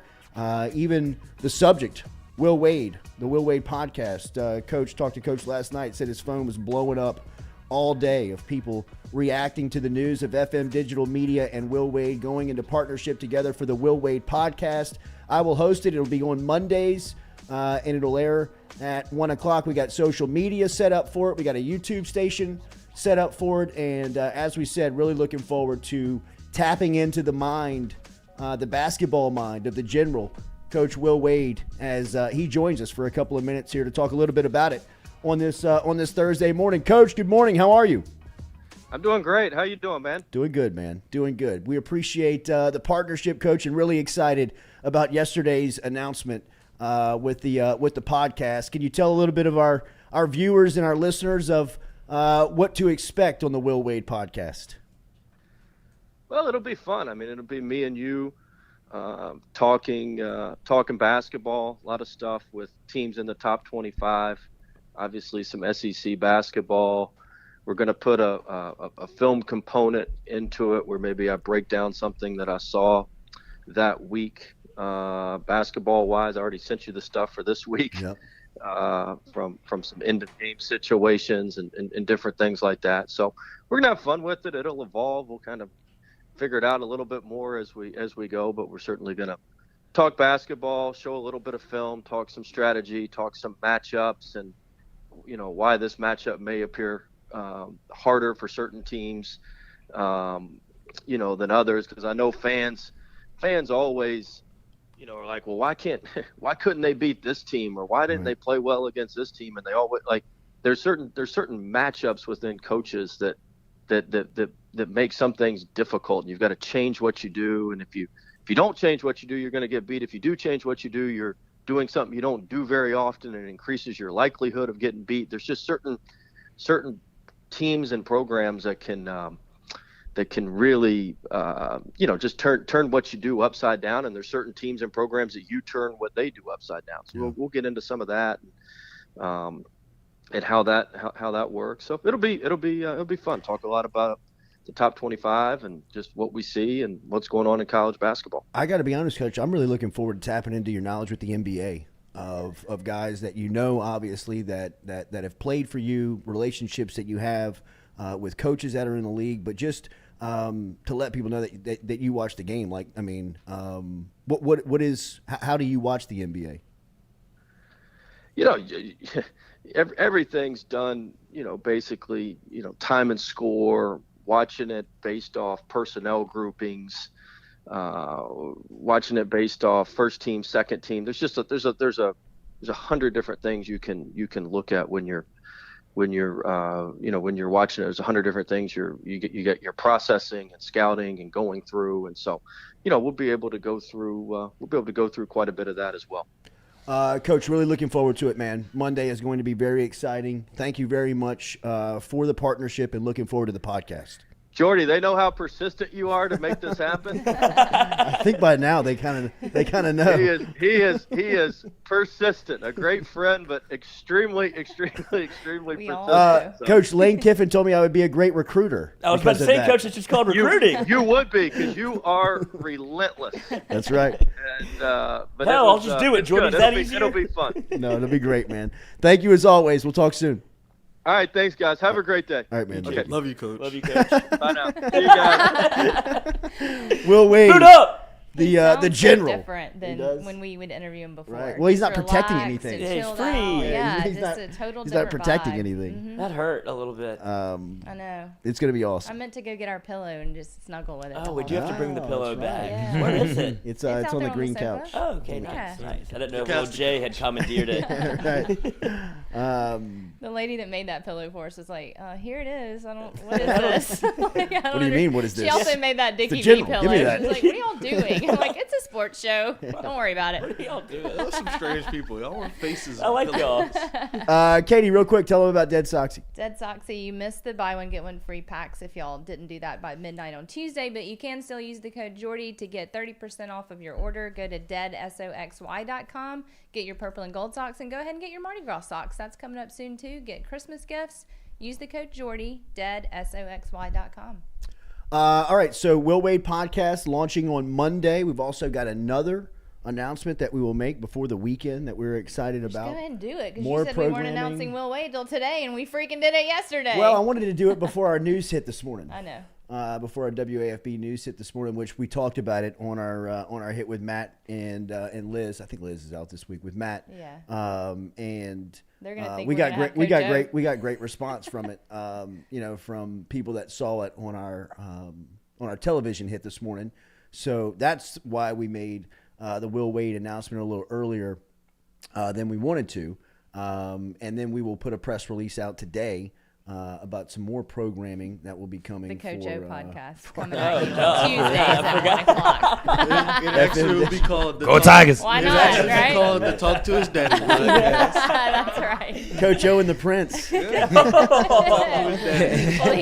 it. Every Oh my time he God. comes, he's gonna wear a different college's uniform. He's gonna do his shirt. He's kidding. He's doing shirtless. Yeah. Jordy, get in his DMs. You're Yeah, right. persistent. We'll get him You right can out go. after his morning. We'll run. do that one from the fishing hole. Yeah, exactly. What you want me to do? 100 push-ups right now? Do 100 push-ups right now. Anybody seen Culotta? He'll bring a different lady with him each time. It could be so good. My honestly. girlfriend's. It will be from an undisclosed location. Endless memes, endless jokes. Talk to his dad. I don't know, y'all. Slide in his DMs. Go Tigers. You're gonna be way at the bottom on those things, Coach. I A lot of mean, scrolling. That would be that'd be a great segment. Ah, It was. What? That would be a great mailbag segment for us. Slide my DMs. yeah. Ask me anything. Yes. Yeah, right. Man, to take you up on that offer. If you're a girl. This isn't true. Brett Favre, is he trying to get this case dismissed? Yes. Yes. It Wow, is the true. arrogance on Favre. I love this guy. I know, I right? mean, like, All my dick let me pics got steal from the erased. poor and then get the state to throw it away for me. Did you see where they had Rodgers on Pat McAfee's show, and Rodgers was talking about? Oh, no. Did they ask him about this? they They talked did? about the transition, like it came up naturally, and because Rodgers was talking about going from Rodgers to Jordan Love, and he's like, I was fortunate to have somebody in front of me and Brett that I got to watch him play, and Pat goes, "Oh, the wet bandit," and Rodgers hears it, and he just goes, "Jesus." Like, I don't want to talk about that at The all. wet bandit. The That wet is bandit. so good. It's just, You know Brett- you're a menace when you have a nickname. Oh, dude, in Mississippi, he's got to have a ton. Oh, He's. I mean, he Yeah. He's made a invented. name for himself. He's a all right. trendsetter. Yeah. he is. Could you be worse? I'm gonna invent the dick pic and then steal from the poor people. Like, In one of the poorest states. with these copperfits. in the poorest. I mean, he's just Like- completely denying it. I mean, he's just 100% when denying it. When does he pivot to CTE? Well, I mean, I think that's what this is all about. He was investing in a company that was a little scandalous that said they were going to fix concussions from a. Is it Elon Musk's new brain? They're going to fix concussions on in the middle of the game. Oh, They give you if you get the concussion, they give you almost cream? No, they give you almost an inhalant, almost like something that you would snort It's very in the safe. game. it's So called give me- smelling salts. It existed for thousands of Right. years. Or cocaine. And Favre is selling this to the NFL. He's trying to get in with the NFL, and he's getting in with shady doctors and people that are saying, "Hey, I'm Brett Favre. Look at me." I'll raise the money if you give us the science that says this will work." And these are the companies that really tipped off the state, because the state was investing. Favre was going to get in state grants for them to invest in these companies that they would receive was some type of. crowdsourcing the Yeah, money he was doing for all it. types of crooked stuff.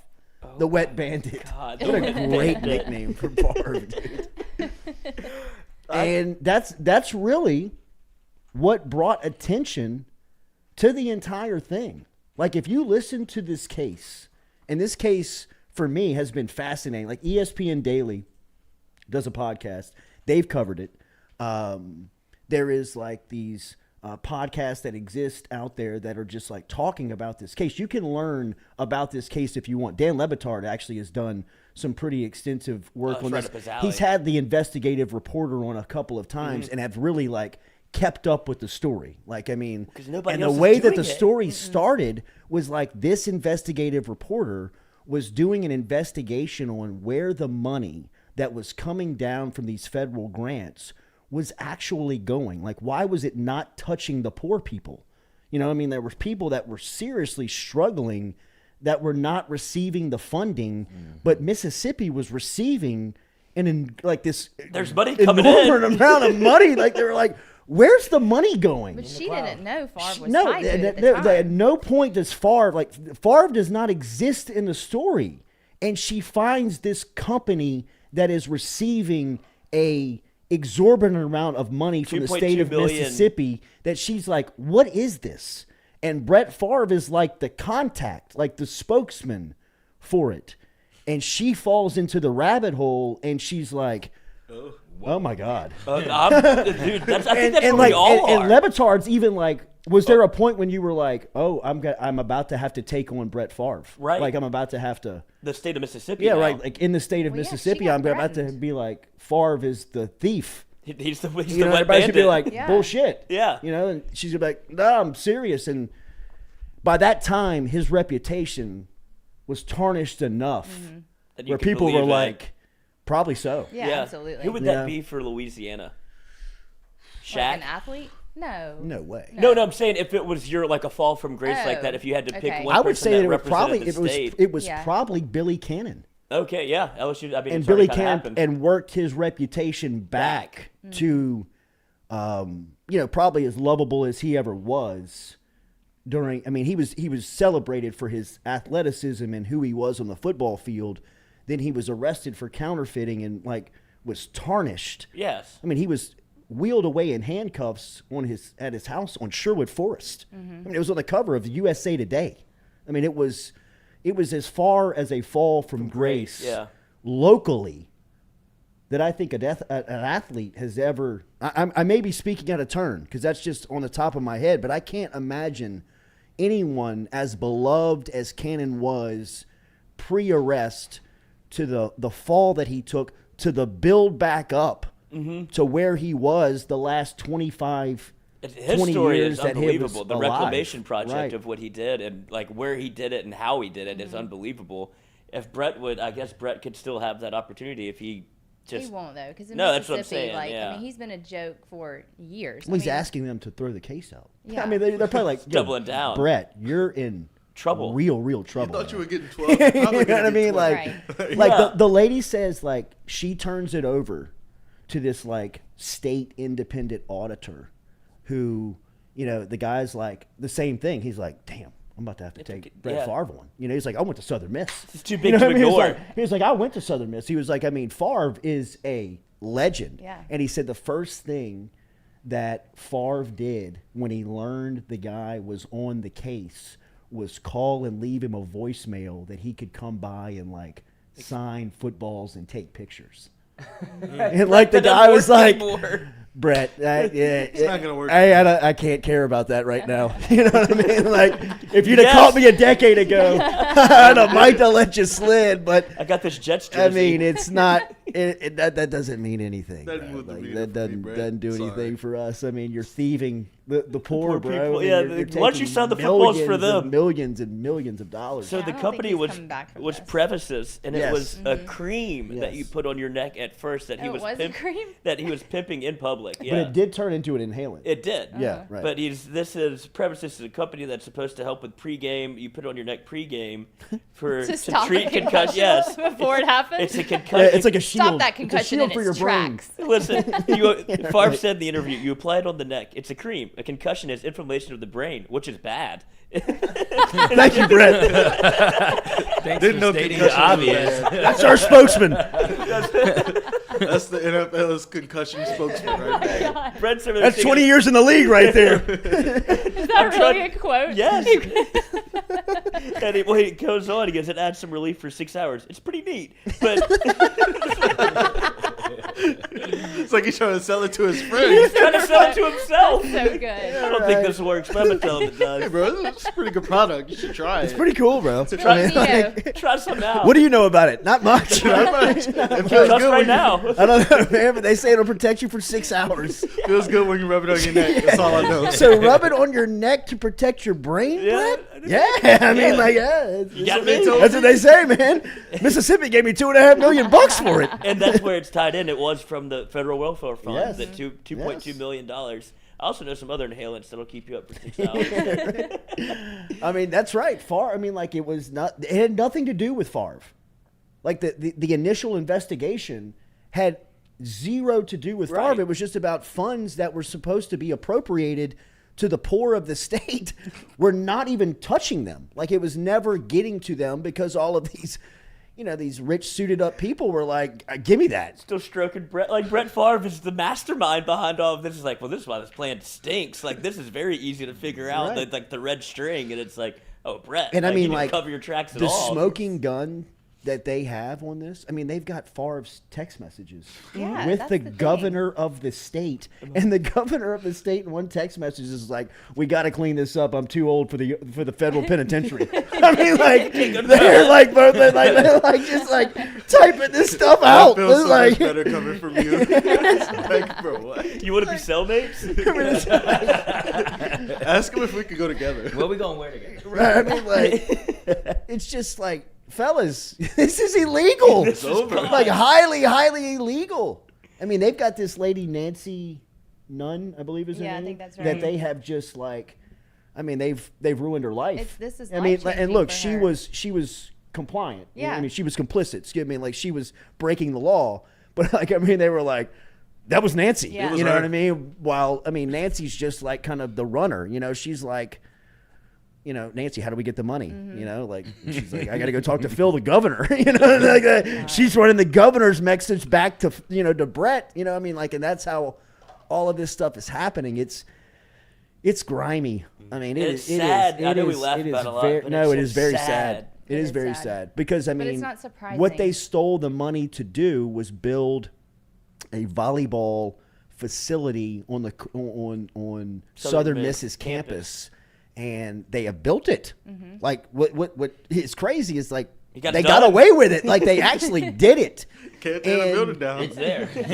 the investigative reporter, the initial investigative reporter, and I wish I could think of her name because it's disrespectful not to talk about the amount of work that she put in and was able to kick up. I mean, it's like a $75 million fraud case.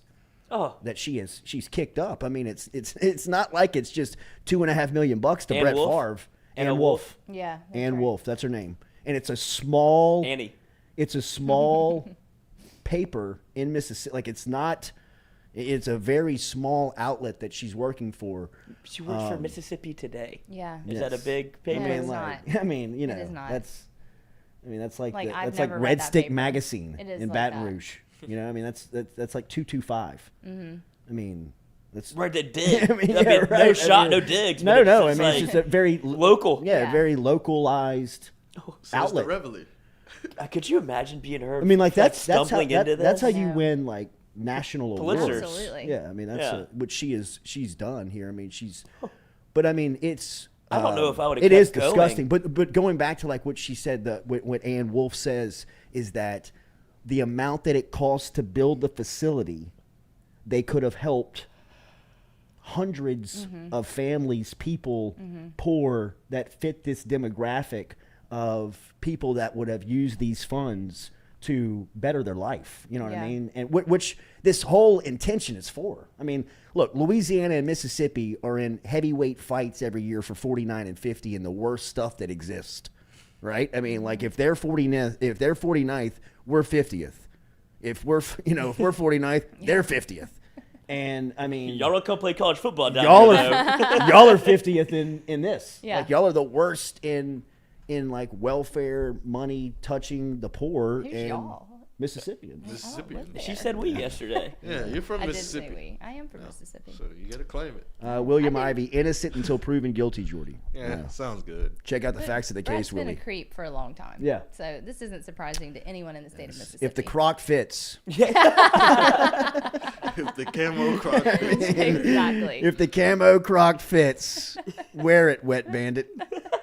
I mean, like. Put that thing in 4-wheel Oh, drive. Brett, dude. Brett's like, he's teetering on that. He's going to be forgotten as an athlete type stuff when you talk about him. Mm-hmm. And the thing about it was that he was great. He was Great. I mean, for as bad of a dude as he is, he was a great football player. They said he can still Oh, go. coach, no doubt. Like he just said, I can't move the way that I could. But I guess the arm is I still guarantee there. he could stand in place and throw a football 65 Yeah, yards. it's insane. No doubt about it. And it looks like he trying to kill hit some HGH, steroid, That's- testosterone type what because a- he's jacked. Mm-hmm. I mean, like he's like They said his forearms steroid are. strong. He's got veins in his neck type stuff where it like But I could also see Brett like the body out is there. not supposed to do that. Yeah, as but you I get could older. see Brett like moving logs and like baling hay. I can too, but And that just will be, not like, do that country to your strong. body. Yeah. He does. He lives on a bunch of land with like barns and stuff. I mean, you've seen it on all the Yeah. commercials he shoots. He makes the people come there to shoot them. So What's yeah. that? I mean, him and Jerry Rice are in Running around the flag backyard. football commercial. The copper fit. The copper Copper fit. Fit. Wrangler. He did a Wrangler commercial out everything he's touched is some sort of like get rich quick scheme. It Whenever is. he's been rich Yeah, it like is. for so long, It's he's like dude, poor. he was one of the first quarterbacks making $20 million a year. there. Yeah. How many contracts did he sign? Like Too many. Think about the brands he represents. Yeah, just like you said, they're like nothing brands. It's weird. He was the face of Wrangler, Wrangler, for years. Copper was Fit, great. there Great- was one great other. pick. Was he Chevrolet? Was he? Maybe He not. was It was Hyundai. He was in one of those commercials. It was Hyundai? He was in It was some- no. I mean, No he got way. popped. Looking at it, He I got was looking at it. he got That's popped weird. at his peak, like pill popping. Oh Yeah. yeah, I for mean, sure. like, he was as at height of his football fame. He actually hit like 2 waves of football fame at the last part when he was in like Green Bay, Minnesota. He was as popular as he ever was Yeah. in football. Well, I'd say you'd say Green Bay. But and when he then- went to the back-to-back Super Bowls and he was he 3-time MVP?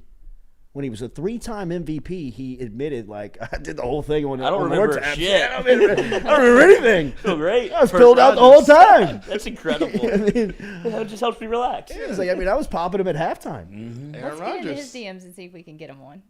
Oh, you do that, not us. That's true. I Probably mean, could. like, I mean, he's only responding to one on staff Would here. he still have an agent? Yes, guess. Bus Cook. Bus Cook was his agent. He lives like less than a mile from his house. Bus Cook. Favre I'll get was up the and bust first his and DMs. only NFL player to win 3 consecutive MVP awards. I Such didn't a know that. That's shame. unbelievable. What would that be? 96, 97, 98? It doesn't tell me. Oh, 90. It doesn't say. Probably earlier than that, right? Well, he went to the Super Bowl in 96, 97. Okay. Or They made and at that point, man, he was. Isn't that a shame? I thought he too? should have been the MVP his first year in Minnesota. Oh, 95, 96, 97. Okay, 95, 96, 97. I don't know. Man. I mean, the Saints tried to ruin the his shots of career. him on Bourbon Street at his first Super Bowl. What'd you I think mean, he was like gonna do? it's like Wednesday night of the Super Bowl, and he is hanging over a balcony, piss drunk, Yeah. like chasing beads, like, Oh. like a tourist. Pulling his dick out for some beads. Like, we don't want to see that, Brett. Brett, It's the other way around. Brett, you play Belichick on Sunday, man. Put that thing up. Who was the head coach for the Patriots? It wasn't Belichick, was it? Was it Parcells? It was Bill Parcells. Bill Parcells. Yeah, I mean, good God. He Brett was just Favre's like, I'll trash be that fine. was I'll- really good at football and Yeah. came into a lot of money and didn't know what to do with it. Country boy. Tale as old as time. Country That, strong. oh, that's Desmond Howard. Yeah. Ran the kickback. Yeah. Was he a rookie? I don't know if he was a rookie, but he was. On it. It was beautiful. It was. It was the opening kickoff of the second half. Opened up. And that was when Favre throws a touchdown on the first drive of the game and he takes his helmet off and sprints on the field. I mean, Favre is one of us. Yeah. You know what I mean? Like, Yeah. really, like he's like this like this dude. He's like your dude that just made it. Right. You know, like you're like High school buddy. It's Yeah, like, like, I played look with at Brett. Exactly. I mean, shit, we were with him on Wednesday night. Shit, I sell him hydros. At Rick's. He gets my We prescription. closed Rick's Cabaret down on Wednesday night. He ain't have any cash on it. Unbelievable. It is Too bad. It's really too bad. I would love to give him a true it serum. is, because wasn't he initially I remember right when he retired, he was hanging out at Oak Grove High School. That's my and high was school. Like coaching. He didn't know what to do. Which you were like, this is a good look, Brett. Yeah. Well, Like, his this kids is- were in school there. They were young. I think his wife worked there too. So yeah, he was always around. But that was no the one had Brett any Favre. respect. That was the Brett ending to the story, right? Like You're gonna that. come work at my job. Absolutely. Like, go be a quarterback's right, coach. dude, I mean, he's not going to be an OC because you remember that clip of him. He's like, I don't know what the fuck cover 2 was. Like, so funny, Brett, dude. like, you're the MVP of the league. That's He's like, so I don't funny. know what I'm looking at. Go, And then- catch that damn ball. And finally, when was it Mark Brunell who explained it to him? And he was like, "That's That's it. That's what y'all are making a He was fuss like, about. this is all y'all are fussing about? Is taking a linebacker off and putting a safety on?" Yeah, I didn't know what nickel was. Yeah. Brett, hold on. Big defense. Big thing you need to know as a quarterback. Nah, I'm good. Wow. A Wither 30 says Brett's still a Nike athlete. I don't know if I believe that. Is this true? I don't know. Find this out. Hey, Withers, where are you getting that info? We're going to check that. Come right back. We're going to talk to Zach Ewing and get our picks for the weekend. Jordy Culotta Show, driven and powered by Go Chevrolet. He was with.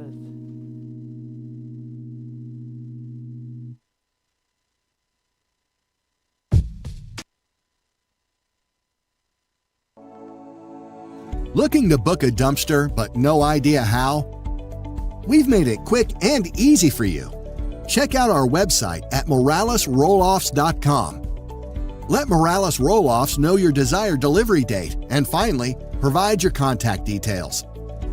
To make payment, look out for an email invoice with all your booking details. On delivery day, our driver will notify you through text and email that your dumpster is ready and on the way. Now you know how easy and convenient it is. Call Morales Roll-Offs at 225-427-0000 for your dumpster.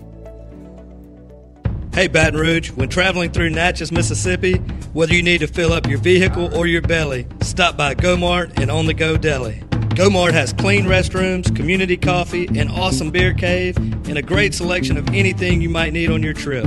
So stop by Go-Mart at 4 Sergeant Prentice Drive as you're entering Natchez on the left, and visit Tom and Wright Granning and their awesome team at Go-Mart. Don't let the name fool you. Men's Total Health has offerings for the ladies, too.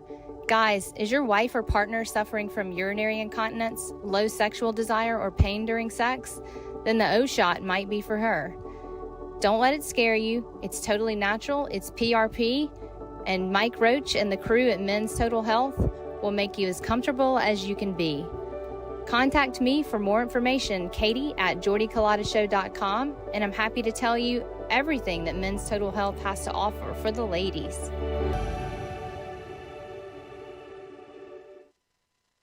Do you suffer from chronic dehydration? Are you looking to improve your athletic performance and you need to get over and see our friends over at GoFlow IV? They're located on Jefferson Highway. Easy to find them online at GEAUXFlowIV.com. Make sure and use the promo code Jordy Culotta Show. If you do, they'll take 15% off of your initial visit. Check them out online, GEAUXFlowIV.com.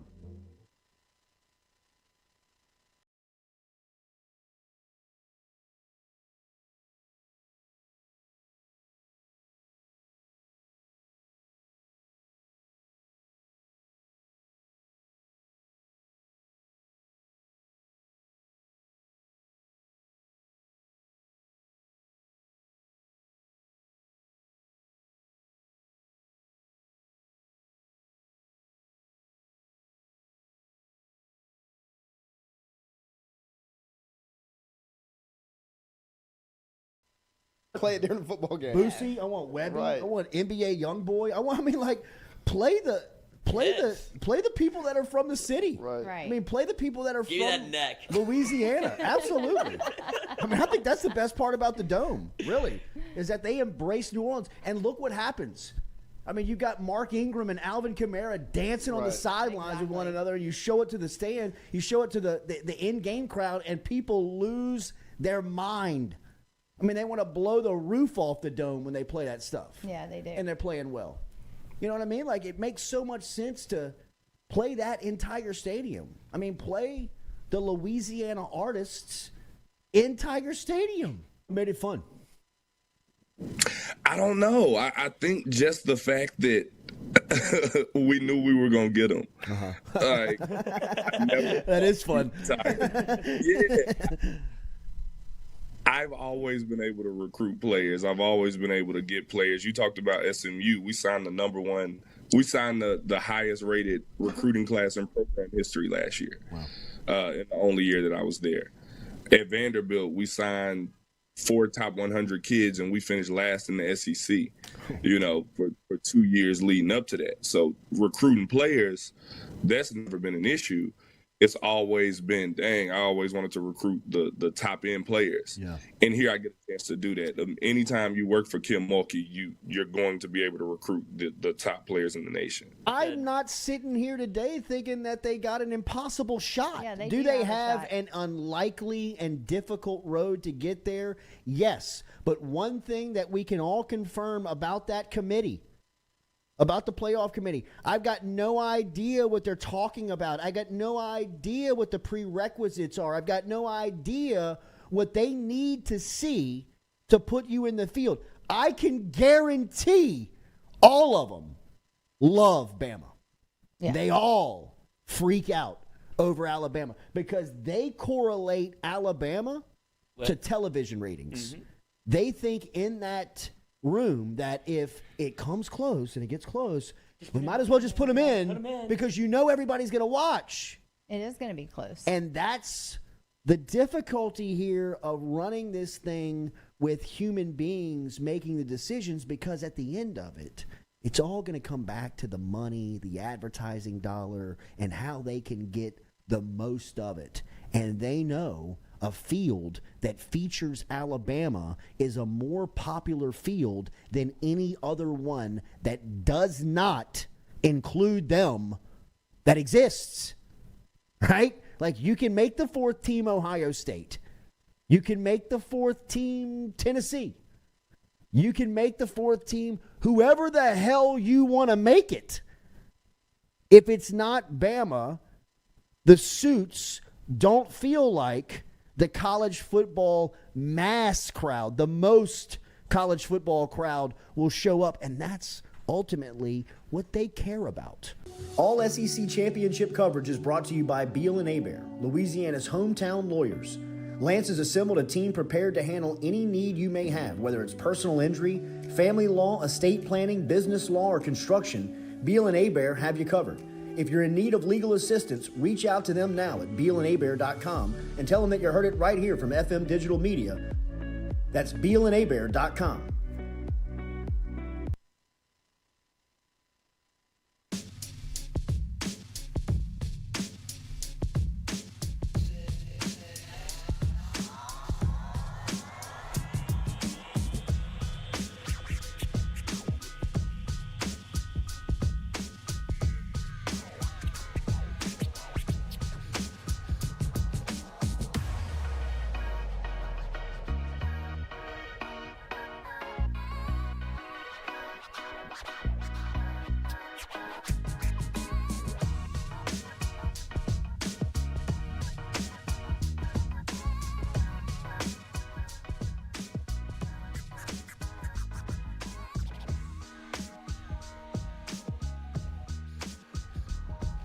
Welcome back here to the Jordy Culotta Show, driven and powered by Go Chevrolet, live here on this Thursday. Zach's going to join us tomorrow as we close out this Thursday. Thank you to Caroline.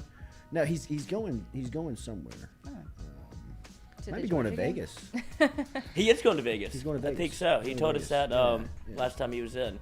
Because he was I'm sick of people going to Vegas. I've never been. For work. You've never been to Vegas? No. For work. He's going for work. But even if you're going for work. That's what I'm saying. Like, all these people going to Vegas. Hold up. Yeah. Katie, Get out of here. You take all these trips over the course of a year, and you've never been to Vegas. Never been to Vegas. Ever. Wait, I don't know. you've Sounds never like the been? sounds like we need to take on Vegas together. Well, LSU's 20 playing. we play there in 2 When's years. that? 2 years? 2 years, yeah. Next year. USC? Not this year coming up. Might as well Next wait year. another 2 years. Allegiant Stadium. That's going to be amazing. I need to go. Hopefully by then we can take the FM jet to That would Vegas. be Okay, now you talking my language. Right. That's what we're doing. Hold on, let me see how much that's gonna cost me real quick. Taekwondo, we're flying. Yeah, right. Check the bag, and we'll play Taekwondo. USC. That'll be Lincoln Riley's 3rd year. Ooh. Oh, it's gonna be. Brian Kelly's 3rd year too. That's what they want.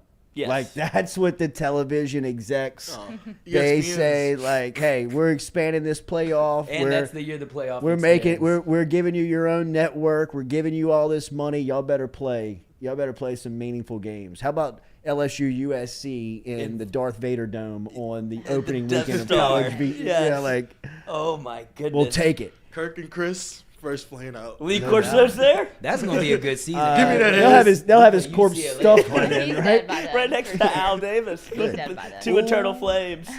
And then like 3 weeks later, we get our lick back against UCLA at home. Wait, we play We USC play and USC and UCLA in the same season. Welcome to new college football, boys. I know, that's good. In Tiger Stadium, you play We UCLA. play UCLA Yeah. September Let's kick their 21st, teeth 2014. I mean 2024. They don't want that at all. It's gonna be so hot. That game is gonna be crazy. So hot. Dude, they should bring Ed O on as the guest picker. In a sissy blue shirt. Yes. Ever rip it off? Walker Howard's gonna be the quarterback. He's gonna be like, "Yeah, talk to Walker's daddy." Yeah, I recruited Walker Howard. Talk I to tell you Howard what, this morning. Hey, well, I take you back to Walker's recruitment. I took his daddy fishing. Jimmy, Gave him some crawfish. That old Big Ben borderline with me. That's his boy, Bo borderline. Started right guard for the Tigers today. And Will Campbell, we had Will too. It really would be amazing to do a Coach O podcast. I'm not gonna lie. The stories. I mean, the stories you'd get off that thing. Yeah. No. You could go back to Miami with How it. entertaining. Call it the O shot. I know. I love that. I love that. That's so perfect. Is that the press release? Title sponsor, Minnesota Health. If you told him what it was, he would be all in. Oh my God.